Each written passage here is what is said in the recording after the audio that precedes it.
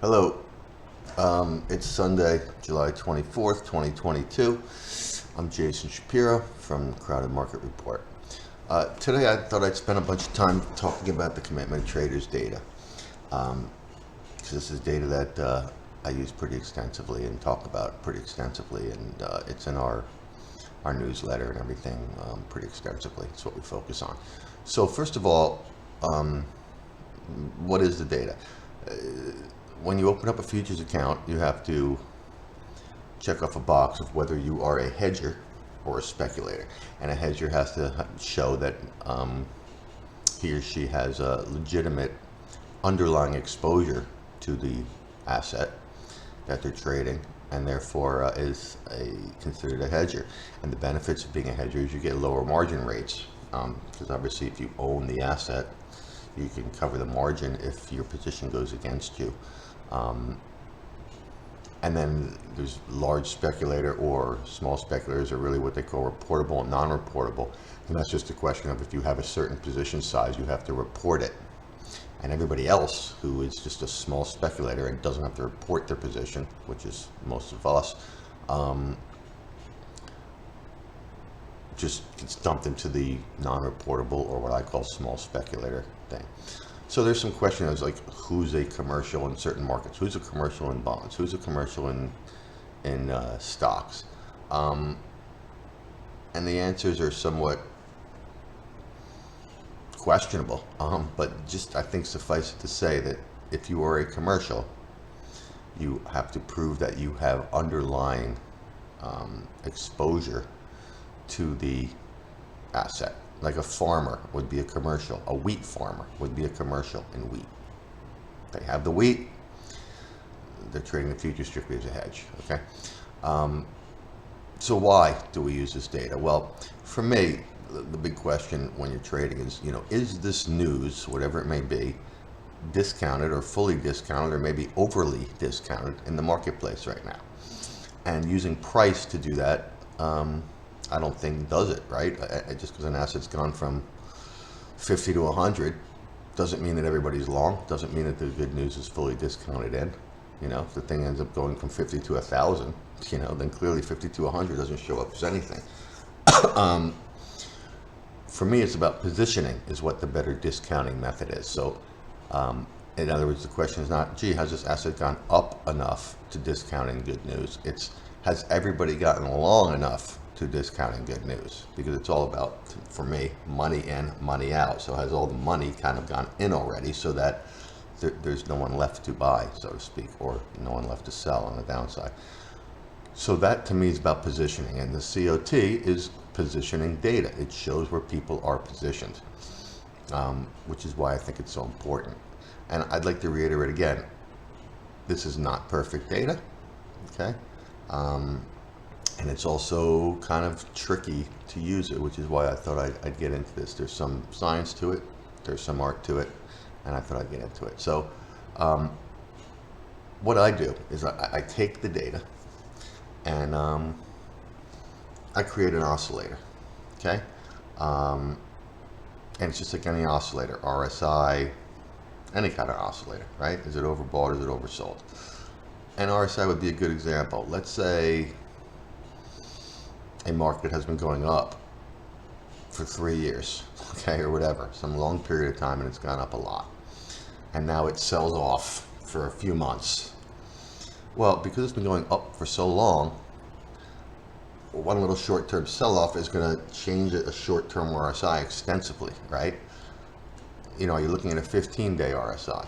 Are you looking at a 100-day RSI? Are you looking at a 500-day RSI? That's going to determine whether or not you think this thing is overbought and oversold. And clearly, if you have a massive bull market, in retrospect, buying a 15-day oversold RSI would have been great. But if you've now turned from bull to bear, buying a 15-day RSI is going to get you run over. And that's kind of where the more art than science comes in, and it's also where the this isn't perfect data comes in. But anyway, I create an oscillator. And with that oscillator, you need that look back. Is it 15 days? Is it 100 days? How long is it going to be? And clearly, what you end up doing is you end up doing a back test to pick your number. And that's not perfect in itself either, right? Backtests have certain inherent problems, um, such as, yes, there will be a number in history that's the perfect number. That doesn't mean that it's going to be the perfect number going forward. A few ways around this: you can pick various numbers. Pick a short, a medium, and a long, and trade, a smaller size when it's just the short term. Trade a bigger size when you get the short and the medium, and trade even bigger size when you get the short, medium, and long. And this is up to the individual trader for what they do. I end up looking at the oscillator, seeing that it's giving maybe a buy signal, and then using some discretion as to whether or not I want to do this based on what I'm hearing, based on what I'm seeing, based on what I'm reading, and getting other sort of sentiment type of things in there. So here's some examples, okay? So this right here is the wheat chart currently on the COT, okay? And what you're seeing here is this blue is the large speculator. So actually, let's look at the red. The red is the commercials, which is the equal and opposite side of the speculator. So if commercials are super long, speculators are super short, and vice versa, because it all ends up, to zero. So if you look, the commercials are net long right here, which is sort of a rare thing, right? And therefore your oscillator will be pretty high here, right? And maybe be flashing a buy. And if we think about what the wheat market's done, it's lost like 45% in 6 weeks after going up a huge amount.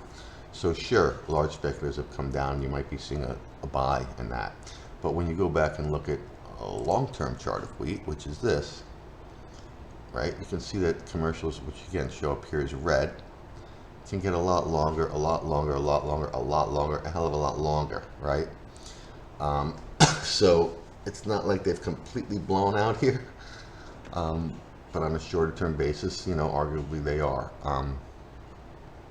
So that's kind of where the trickiness comes in. And we can look at, say, the euro, which is getting a lot of talk these days because the currencies have had such big moves.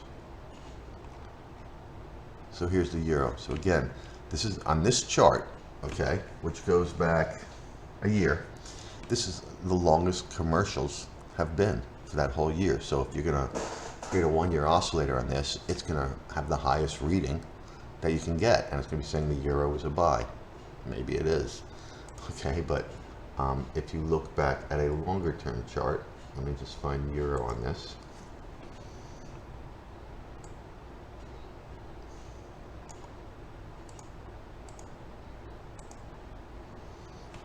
You can see again, yes, commercials are long. It doesn't happen very much. And if you're going to look back anywhere all the way back to here, right, which is 2020, early 2020.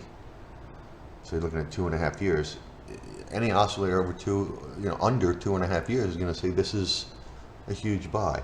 But again, as you can see, you go back here, right? You have periods where commercials can get a lot longer euro. So what do we do about this? I don't really know. You have to have sort of feel for it, I guess, or luck comes into play. But now, getting into the idea of this is not a perfect indicator. I have said a million times, and will say again, this cannot be used as the only reason to put on a trade. Okay, here, my oscillator is great. I love it. It's saying buy here. I'm going to buy or sell, whatever. I can tell you that will lose you money and get you run over time. This is a help of telling you is the market crowded, right? But a crowded market is not enough. What you need on top of that is some form of market confirmation before you buy. What I like to use as market confirmation is what I call a news failure event. So here, my oscillator says this thing's a buy. Okay, it's super crowded. Speculators are super crowded short. I'm looking to buy. But when to buy? I buy on this news failure event. So when a market starts to show the oscillators, let's say oversold, and therefore I'm looking to buy, I start following, oh, well, I'm following the market. I'm following what's going on in that particular market on a fundamental basis. I'm listening to what people are saying. I'm reading reports about what people are saying. What's causing this market, theoretically, to be going down? Let's take the euro. Well, what's been causing it to go down? Well, the interest rate differential between the euro, where the ECB has been not really looking to raise rates, and the US dollar, where the Fed has been aggressive in raising rates. The interest rate differential has been increasing, and therefore the dollar has been getting stronger. So I look for a time where that confirms. So let's say the Fed comes out and raises rates more than expected. So it confirms that kind of psychology. Or the ECB comes out and lowers and raises rates less than expected, or doesn't raise rates. Confirms that, right? And yet the market, which goes down on that, which has been going down on that news, the euro in this case, doesn't go down. It probably does it first, and you get like a reversal day kind of candle, goes down, makes a new low, closes up on the day for no reason. And people are like, well, gee, didn't everybody see the news? Why would the market close up today? And of course the answer is everybody sees the news. You've got millions and millions of people following these markets every day. They're well aware of what's going on. But that's the indication that the COT now could be telling you something, right? Which is that everybody that's going to be short is already short. So therefore, where is the next seller coming from? They're not there. And an extreme example, which would never happen, but if every single person had every single dollar that they had in something, whether be it long or short, how could the market possibly go anywhere no matter what the news is at that point, right? Because there's no more money to put into it. The incremental dollar is not there. Now, you're never going to get that situation, but what this sort of COT and indexing the COT does is it gives you that relative view of that relative dollar. So again, I look for this news failure event. COT is showing people super short. Market doesn't go down on the bad news that has been driving this market to be going down. That's where I'll go buy, right? Because now you're getting market confirmation of this kind of thing. So that's sort of how that is how I approach the COT. You have to be careful. You have to wait for market confirmation. You have to realize the imperfections both in the data and in creating an oscillator against it, and be aware of all these things. And as always, you have to use proper risk management. What this stuff does is it puts you in a good risk-reward position. Risk-reward position. There's risk and reward, okay? But for me, the way that I do it,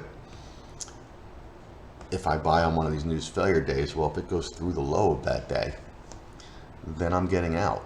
And I'm losing that one day of volatility. If I end up being right, and that ends up being the market turn, well, then I'm going to make a hell of a lot more than one day of volatility,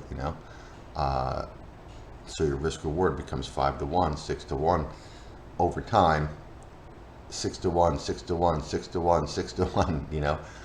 That's the position for me that you want to be in. So anyway, this is how I use COT. This is some things to think about COT and its strengths and weaknesses. Be happy to answer any questions or follow up on this if people would like. And good luck out there. Thanks.